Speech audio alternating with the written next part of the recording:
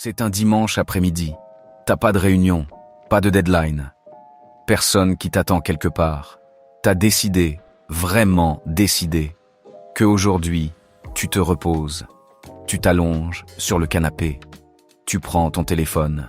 Tu ouvres l'appli de méditation que t'as téléchargée il y a 3 semaines et que t'as utilisée exactement 2 fois. Tu appuies sur « Session de 10 minutes ». La voix calme commence à parler. Et là, une notification. T'as pas voulu la regarder, t'as juste regardé par réflexe. Le pouce a glissé tout seul. L'appli de méditation est fermée. Instagram est ouvert. Et t'as même pas remarqué le moment exact où ça s'est passé. 10 minutes plus tard, t'es sur une vidéo qui t'explique comment les 5 personnes les plus productives au monde organisent leur dimanche. La vaisselle est toujours dans l'évier. Le canapé est toujours là. Mais quelque chose a changé. Il y a une voix, quelque part dans ta tête, pas forte, pas agressive, juste constante, qui dit « T'as encore gâché ta journée ». Et le truc bizarre, c'est que t'arrives même plus à te souvenir de ce que t'avais envie de faire. Te reposer? Oui, mais comment? Regarder une série? Ça compte pas vraiment. Lire? T'arrives pas à te concentrer. Dormir en plein après-midi? C'est pour les fainéants. Alors tu scrolles. Parce que c'est le seul truc qui coupe le bruit. Même si, au fond, tu sais que ça l'amplifie.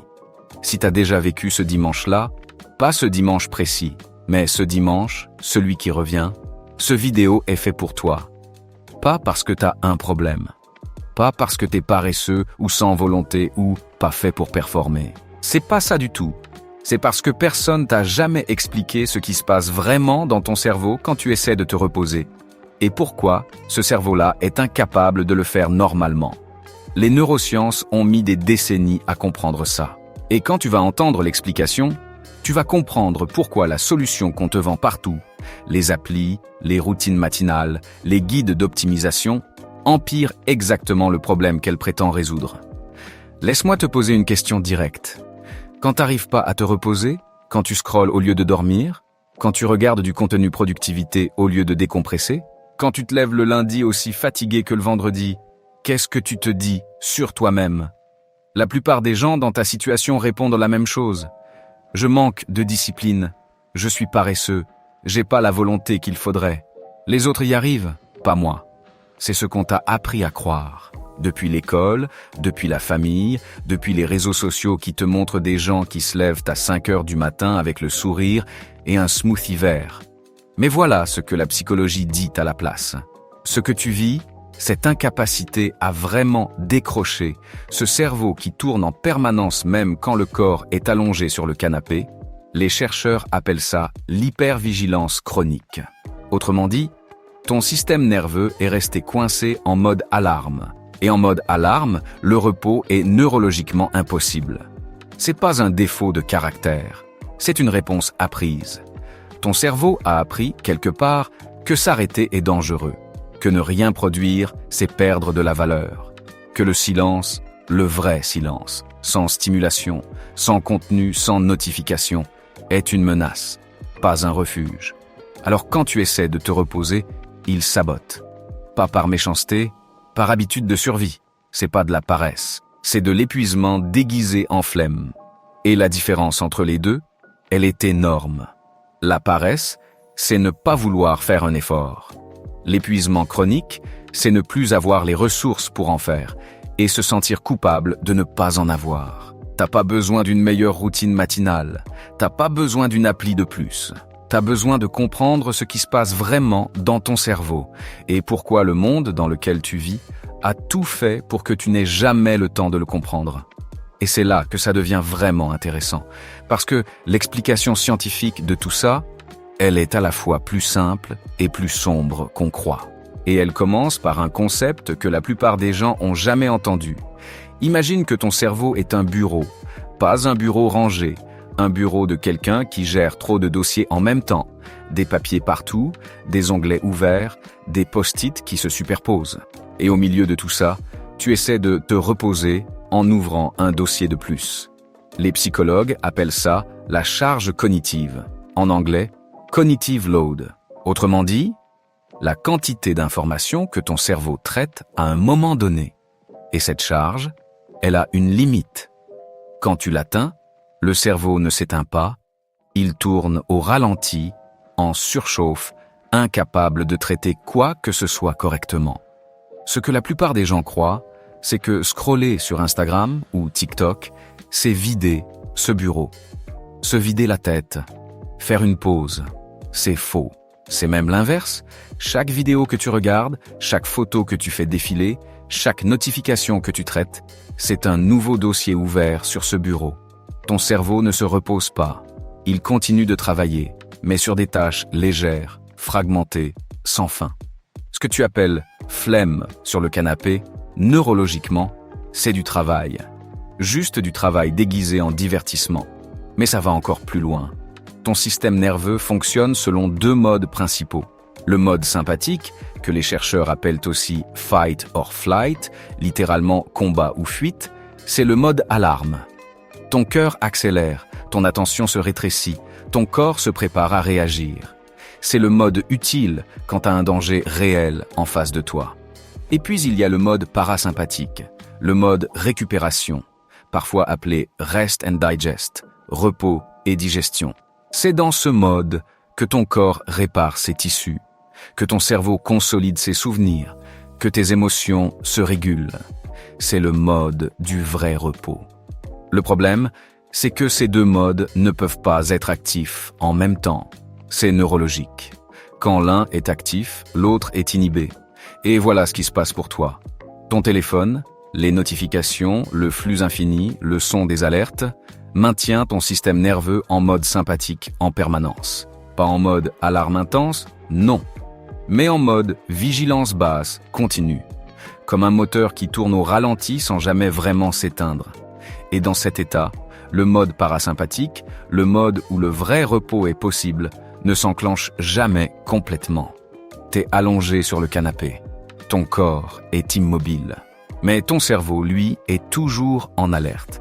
Et maintenant, la partie que j'ai envie que tu retiennes vraiment. Les chercheurs ont un nom pour ce qui se passe dans ta tête, même après que tu poses le téléphone. Ils appellent ça l'attention résidu, le résidu d'attention. Autrement dit, quand tu interromps une tâche, même une tâche aussi légère que scroller, une partie de ton cerveau continue de la traiter, continue d'y penser, continue de chercher une conclusion à quelque chose qui n'en a pas, parce que le flux infini, par définition, ne se termine jamais. Une chercheuse américaine, Sophie Leroy, a montré dans ses travaux que ce résidu d'attention persiste plusieurs minutes, parfois plusieurs dizaines de minutes, après qu'on a posé l'écran. Ce qui veut dire que même si tu poses ton téléphone à 20 heures pour essayer de te détendre avant de dormir, ton cerveau, lui, traite encore ce qu'il a vu jusqu'à 20h20, 20h30. Tu poses l'écran, mais le bureau, lui, reste ouvert. Alors tu te demandes peut-être, mais pourquoi on continue ? Pourquoi on retourne toujours au téléphone si on sait que ça empire les choses ? Bonne question. Et la réponse est à la fois simple et un peu inconfortable. Parce que le mode alarme, même épuisant, est familier. Le cerveau anxieux a appris à fonctionner dans cet état. Il le connaît. Le vrai repos, le silence, l'absence de stimulation, le mode parasympathique, lui, il est inconnu. Et ce qui est inconnu, pour un cerveau en hypervigilance, ressemble à une menace. Donc, quand tu essaies vraiment de décrocher, ton cerveau génère de l'inconfort, une agitation, une impression que tu devrais être en train de faire quelque chose. Et tu retournes au téléphone, pas parce que t'es faible, mais parce que ton cerveau cherche à revenir dans un état qu'il connaît, même si cet état te détruit à petit feu. C'est pas de la paresse, c'est de la survie mal calibrée. Mais il y a encore une couche en dessous de tout ça. Une couche dont presque personne ne parle. Parce qu'elle est commercialement très inconfortable à nommer. Et c'est peut-être la plus révélatrice de toutes. Voilà le paradoxe que j'ai envie que tu gardes en tête pour la suite. La culture de la productivité, les routines matinales, les guides d'optimisation, les vidéos « Comment les gens qui réussissent utilisent leur dimanche » se présente comme la solution à ton épuisement. Elle est, en réalité, l'une de ses causes principales. Réfléchis une seconde. Qu'est-ce qui se passe dans ton cerveau quand tu regardes une vidéo sur les 5 habitudes des gens productifs? T'es censé te reposer, t'es allongé, mais ton cerveau, lui, est en train de comparer, de mesurer, de calculer l'écart entre ce que tu fais et ce que tu devrais faire, de générer, en temps réel, une nouvelle liste de choses à corriger chez toi. C'est pas du repos, c'est de l'auto-évaluation déguisée en divertissement. Et voilà le mécanisme que personne ne te dit clairement. Le marché du bien-être et de l'optimisation personnelle, applis de méditation, podcasts de développement personnel, programmes de productivité, cours en ligne pour devenir la meilleure version de toi-même, ce marché pèse des centaines de milliards d'euros à l'échelle mondiale. Et il repose sur un modèle économique très simple. Il a besoin que tu te sentes insuffisant pour exister. Si tu te sentais bien, reposé, satisfait de ce que tu es, tu n'achèterais rien, tu n'abonnerais à rien, tu ne regarderais pas ces vidéos. Le sentiment de ne jamais en faire assez n'est pas un accident, c'est le produit. Et ça va encore plus loin. Les chercheurs en neurosciences ont montré que le contenu de développement personnel, les vidéos, soient meilleurs, optimisent ta vie, apprends quelque chose chaque jour, active exactement le même circuit de récompense dans le cerveau que le contenu de pur divertissement. La dopamine monte. T'as l'impression d'avoir fait quelque chose d'utile, d'avoir avancé, mais avec une couche supplémentaire. Une couche que le contenu de divertissement n'a pas. La culpabilité de ne pas encore avoir appliqué ce que tu viens de voir. Donc, tu consommes de l'anxiété. Avec un packaging rassurant. Tu regardes une vidéo sur la productivité en te disant que c'est pas pareil que scroller, que c'est constructif, que ça compte comme du temps bien utilisé. Mais neurologiquement, ton cerveau reste en mode évaluation, en mode comparaison, en mode « je suis pas encore assez » et le cycle recommence. Tu te reposes pas, tu changes juste de type d'effort. Il y a un mot que les Français utilisent souvent pour décrire cette sensation de ne jamais pouvoir s'arrêter sans se justifier. Faire bonne figure, tenir les apparences, même seul, même le dimanche, même sur ton canapé. T'as l'impression que quelqu'un regarde, que quelqu'un évalue. Et ce quelqu'un, la plupart du temps, c'est toi.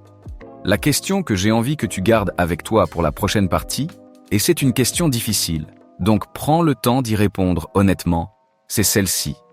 Est-ce que tu te souviens de la dernière fois où t'as fait quelque chose, n'importe quoi, sans que ça serve à quelque chose, sans que t'aies besoin de le mériter avant, sans la petite voix qui comptabilise?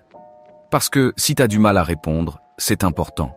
Ça veut pas dire que t'es paresseux, ça veut dire que l'épuisement est peut-être plus installé que tu crois, et ça a un coût réel. Un coût que la culture de la productivité a tout intérêt à ne jamais te montrer. Je vais être honnête avec toi maintenant. Parce que ce serait trop facile de te dire que t'as juste besoin de comprendre le mécanisme pour que tout aille mieux. C'est plus compliqué que ça. Quand l'hypervigilance s'installe sur le long terme, pas quelques semaines, mais des mois, des années, elle laisse des traces. Des traces que t'as peut-être déjà commencé à sentir sans pouvoir les nommer. La première, c'est l'épuisement qui s'accumule sans seuil visible. T'as pas eu un événement traumatisant. T'as pas traversé une crise majeure. T'as juste été un peu fatigué tous les jours, pendant très longtemps. Et un matin, tu te réveilles et tu réalises que t'as plus l'énergie de faire des choses qui te plaisaient avant. Pas parce que t'as changé, parce que le réservoir est vide depuis longtemps. Et t'as jamais eu le signal clair que ça se vidait. La deuxième trace, c'est quelque chose que les psychologues appellent l'anédonie. Autrement dit, la difficulté croissante à ressentir du plaisir. Pas une dépression franche, non. Juste une grisaille. Les choses que t'aimais font moins d'effet. Le week-end arrive et t'as pas vraiment envie de grand-chose. T'arrives plus à savoir ce qui te ferait vraiment plaisir parce que t'as passé tellement de temps à ne faire que des choses utiles que t'as perdu le contact avec ce que tu veux, toi, quand personne regarde. La troisième, c'est plus subtil. C'est l'incapacité à profiter sans mériter d'abord. Tu peux pas te reposer si t'as pas été assez productif dans la journée. Tu peux pas manger le gâteau si t'as pas fait le sport. Tu peux pas regarder la série si la to-do list est pas finie. Et même quand toutes ces conditions sont remplies, t'arrives pas vraiment à profiter parce que t'es déjà en train de penser à demain. Le plaisir devient conditionnel. Et un plaisir conditionnel, c'est plus vraiment du plaisir. Je te dis pas ça pour t'alarmer. Je te dis ça parce que ces trois choses, l'épuisement invisible, la grisaille progressive, le plaisir sous condition, sont des signaux. Et les signaux, ça sert à quelque chose seulement si on les lit. La bonne nouvelle, et il y en a une, vraiment, c'est que le cerveau n'est pas condamné à rester dans cet état. La neuroplasticité, autrement dit, la capacité du cerveau à se reconfigurer, est réelle. Et elle commence par quelque chose de beaucoup plus simple que tu crois. Pas une nouvelle routine, pas une nouvelle appli, quelque chose d'autre. Voilà ce que j'aurais aimé que quelqu'un me dise, ou que quelqu'un te dise, bien avant. Le repos n'est pas une récompense, c'est une fonction biologique, aussi fondamentale que respirer, que manger, que dormir. Ton cerveau a besoin de périodes de non-stimulation pour consolider ses apprentissages, réguler ses émotions, réparer ses connexions. C'est pas de la philosophie, c'est de la biologie de base. Mais quelque part, dans les familles, dans les écoles, dans la culture du « travaille maintenant, repose-toi quand tu seras vieux », on t'a appris l'inverse. On t'a appris que le repos se mérite, que l'inactivité est suspecte, que si t'es allongé un dimanche après-midi sans rien produire, t'es en train de gâcher quelque chose. Et toi, t'as intégré ce message si profondément qu'il s'est transformé en voix intérieure. Celle qui comptabilise, celle qui évalue, celle qui dit « c'est pas la mer à boire de faire une chose de plus », quand ton corps dit clairement que si, en fait, aujourd'hui, c'est exactement la mer à boire. Voilà ce que la psychologie dit maintenant, clairement, sans ambiguïté. Ton cerveau ne peut pas être en mode récupération et en mode performance en même temps. C'est neurologiquement impossible. Ces deux états s'excluent mutuellement. Donc chaque fois que tu essaies de te reposer utilement, méditer pour être plus productif, lire pour progresser, même faire du sport pour optimiser ta santé, tu sabotes le repos lui-même. Parce que le repos avec un objectif n'est plus du repos. C'est une tâche déguisée. Le vrai repos, c'est quoi alors? C'est une activité ou une non-activité que tu fais sans qu'elle serve à rien d'autre qu'elle-même. Se promener sans destination. Regarder une série nulle sans chercher à en tirer une leçon. Cuisiner quelque chose juste parce que t'as envie. Rester allongé à ne rien faire et ne pas appeler ça avoir la flemme. L'appeler ce que c'est, de la récupération. Et la première étape, elle est là, elle est simple, même si elle est inconfortable au début, c'est d'accepter que tu as le droit de te reposer sans rien produire. Pas parce que t'as été assez productif avant, pas parce que t'as mérité une pause, mais parce que t'es un être humain et que les êtres humains ont biologiquement besoin de repos inconditionnel. Ce que t'appelles flemme, c'est souvent ton système nerveux qui essaie de survivre. Ce que t'appelles manque de volonté, c'est souvent un réservoir vide depuis trop longtemps. Ce que t'appelles procrastination, c'est souvent un cerveau épuisé qui cherche désespérément un peu de stimulation légère parce qu'il n'a plus la capacité d'aller chercher du vrai repos. T'es pas paresseux, t'es épuisé dans un monde qui a fait de l'épuisement une vertu. Et ça change tout à la façon dont tu te regardes. T'as encore ce dimanche en tête? Le canapé, l'appli de méditation, la notification, Instagram, la vidéo sur les gens productifs, la vaisselle dans l'évier, la petite voix. Regarde cette scène avec ce que tu sais maintenant. Ce dimanche-là, t'as pas gâché ta journée. T'as fait exactement ce que fait un cerveau épuisé en mode alarme permanente, qui cherche à se réguler avec les seuls outils que la culture autour de lui a appris à utiliser. Tu t'es pas reposé, t'as survécu à une journée de plus avec un système nerveux qui ne sait plus comment s'éteindre. C'est pas un échec, c'est un signal. La vraie question, maintenant, c'est pas comment être plus productif, c'est comment je réapprends à mon cerveau que le silence est sûr, que ne rien faire ne me retire pas de valeur, que le repos n'est pas une récompense, c'est un droit. Et ça commence pas par une nouvelle appli. Ça commence par nommer ce qui se passe, ce que tu viens de faire là pendant ces 20 minutes. T'es pas quelqu'un qui manque de volonté. T'es quelqu'un qui a appris à fonctionner dans un système qui a tout intérêt à ce que tu te sentes jamais assez et qui commence, peut-être, à voir ce système pour ce qu'il est. C'est déjà énorme. Dis-moi en commentaire. C'est quoi la dernière fois que t'as fait quelque chose sans que ça serve à rien? Regarder une série nulle, traîner sans destination, ne rien faire du tout, et t'as pas culpabilisé? Est-ce que tu t'en souviens? Est-ce que ça t'arrive encore? J'ai envie de lire tes réponses.